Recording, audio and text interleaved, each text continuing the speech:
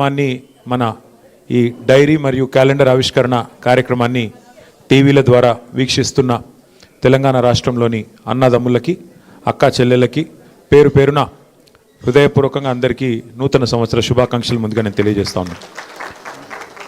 క్యాలెండర్లు డైరీలు మారుతూ ఉన్నాయి, క్యాలెండర్లో తేదీలు మారుతూ ఉన్నాయి, సంవత్సరాలు మారిపోతూ ఉన్నాయి. కానీ కాంగ్రెస్ ప్రభుత్వం మీద ఎన్నో ఆశలతో ఓట్లేసిన ప్రజల జీవితాల్లో మాత్రం గత 2 సంవత్సరాలుగా ఎలాంటి మార్పు రాలేదు. ఇంకా ఏమైనా మార్పు వచ్చింది అంటే అది తిరోగమనం వైపు, అంటే తిరిగి ఏదైతే పాతకాలంలో ఉండే పరిస్థితులు ఉండేదో తెలంగాణ రాక పూర్వం, కేసీఆర్ గారు ముఖ్యమంత్రిగా పదవి బాధ్యతలు చేపట్టక పూర్వం మళ్ళీ అదే పరిస్థితి ఈరోజు తిరిగి తిరోగమనం వైపు ప్రయాణిస్తున్న ఈ సందర్భం స్పష్టంగా మనకు కనబడతా ఉన్నది. ముఖ్యంగా ఈరోజు మనం ఆలోచించాల్సింది, మనం ఇక్కడ వేడుకల్లో ఉన్నాం కానీ తెలంగాణ వ్యాప్తంగా రైతులు యూరియా దొరకక వేదనలో ఉన్నారు. చలికాలంలో ఈరోజు పొద్దునే నేను చూస్తూ ఉన్నా, చలికాలంలో ఇంతటి చలిలో మొత్తం రాష్ట్ర వ్యాప్తంగా ఉన్న రైతాంగం ఒక్కొక్క యూరియా బస్తా కోసం అల్లాడిపోతూ ఇవాళ గంటల తరబడి దినాల తరబడి లైన్లు కట్టే దుస్థితి మళ్ళీ తెలంగాణకు దాపురించిన పరిస్థితిని మనం చూస్తూ ఉన్నాం. అయితే నా ప్రార్థన మీ అందరితో మనందరితో, మనకు పోరాటం కొత్త కాదు. 14 ఏళ్ళు ఆనాడు అటు కేంద్రంతో ఇటు రాష్ట్రంలో ఉండే సమైక్యవాదులతో పోరాటం చేసింది కేసీఆర్ గారి నాయకత్వంలో, మీ అందరి ఆశీర్వాదంతో.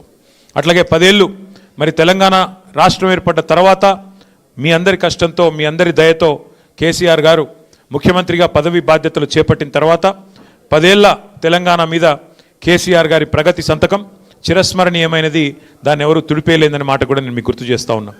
అట్లాగే గత 2 సంవత్సరాలుగా పోరాట స్ఫూర్తితో ఏ రకంగానైతే కార్యకర్తలు, నాయకులు, ప్రజలు కదం దొక్కారో కాంగ్రెస్ పార్టీ యొక్క దుష్పరిపాలన మీద, దాన్ని కూడా మనం ఈ సందర్భంగా మననం చేసుకోవాల్సిన అవసరం ఉంది.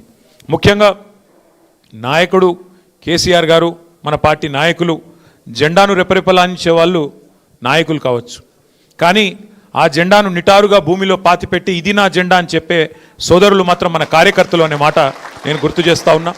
వారి పోరాట స్ఫూర్తికి, అది పంచాయతీ ఎన్నికల్లో కావచ్చు, లేదా గత 2 సంవత్సరాలుగా చేసిన వివిధ పోరాటాల్లో, లగచర్లలో గిరిజనుల మీద జరిగిన దాష్టికానికి వ్యతిరేకంగా, అట్లాగే తెలంగాణ వ్యాప్తంగా రుణమాఫీ పేరుతో జరిగిన దగ, రైతు బంధు ఎగ్గొట్టి 2 సార్లు చేసిన మోసం, 6 గ్యారంటీలు, 420 హామీలు, వాటి మీద ప్రజల తిరుగుబాటుకు నాయకత్వం వహించిన మా కార్యకర్తలకి, మూసీలో జరుగుతున్న దాష్టికానికి వ్యతిరేకంగా గలమెత్తిన సోదరులకి, హైదరాబాద్ సెంట్రల్ యూనివర్సిటీలో భూములు గుంజుకుంటుంటే తెగువను ప్రదర్శించిన మా విద్యార్థి సోదరులకు, సోదరీమణులకి, అట్లాగే ఈరోజు రాష్ట్రంలో జరుగుతున్న ప్రతి అన్యాయంపై ఎలుగెత్తి పోరాడుతున్న మా తెలంగాణ తమ్ముళ్ళు, ఆడబిడ్డలు, పేరు పేరున బారాస సైనికులు, భారత రాష్ట్ర సమితి సైనికులందరికీ హృదయపూర్వకంగా నేను వారికి శిరస్సు వంచి వినమ్రంగా నమస్కారాలు, వారికి అభినందనలు కూడా తెలియజేస్తా ఉన్నా.